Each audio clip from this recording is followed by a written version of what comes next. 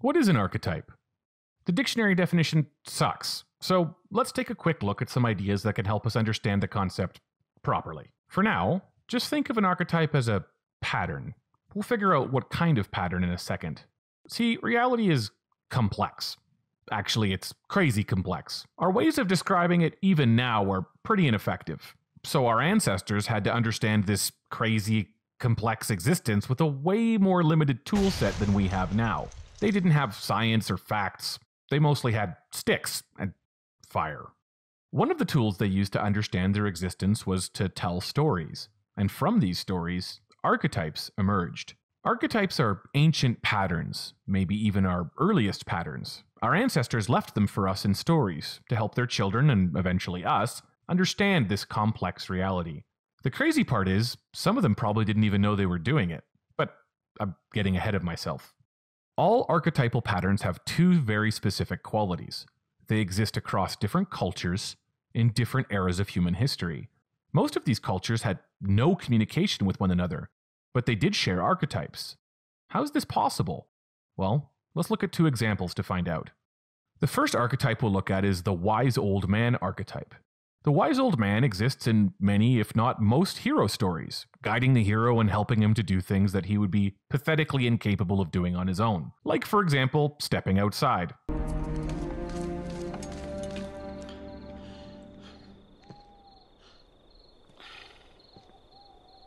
The wise old man model exists in Greek, Roman, Russian, German, Indian, Native American, African, and many other cultures, myths, and stories. But many of these cultures had no contact whatsoever. And on top of that, some of them are separated by thousands of years. So how is it possible that the wise old man archetype or pattern got there in the first place?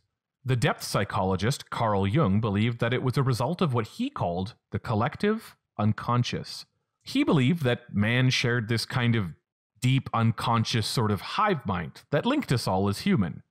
This might seem quite mystical and fabulous, but actually it makes a lot of sense if you break it down. Let's look at our second example to understand how this might be possible. The second example is the archetype of petrification, specifically, for our purposes, by beasts. Petrification is just a fancy way of saying being turned into stone. When I say beast that turns men to stone, what do you think of first?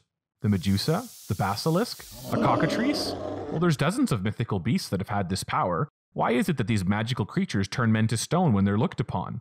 And remember, most of these creatures come from completely different countries and time periods. Well, to understand why this archetype might exist, we need to look at some evolutionary psychology. When you come face to face with a deadly animal, a bear for example, what are your options? You can flee or you can fight, but your very first instinct is to freeze. You need a second to assess the situation, so you stand perfectly still. So what was the answer for our ancient predecessors when confronting a deadly creature? Don't move. Can't see us if we don't move. Don't move. Be a statue. Then they figured out what to do next. So now we see that the concept of deadly animals and stone can be related symbolically from an evolutionary point of view, and then we can ask, how did our ancestors communicate this? Well, like I said earlier, through story. It's kind of a lesson for future generations, but it's more than that. It's how our forebears conceptualized their complex existence. See, the collective unconscious isn't so crazy after all. It's actually quite logical. We all share a common ancestry, and with this common ancestry comes an ancient set of primitive patterns of behavior. Ways of conceptualizing the complexity of reality. Through story, through myth, through archetype. Their survival depended on transmitting this and many other archetypes as effectively as possible. This happened over the course of our evolution, which is a long, long period of time. So, what is an archetype? Now we're ready for the proper definition. And a powerful one comes courtesy of University of Toronto professor Dr. Jordan Peterson, who said, most fundamentally, an archetype is a behavioral pattern and the reflection of that behavior in a story.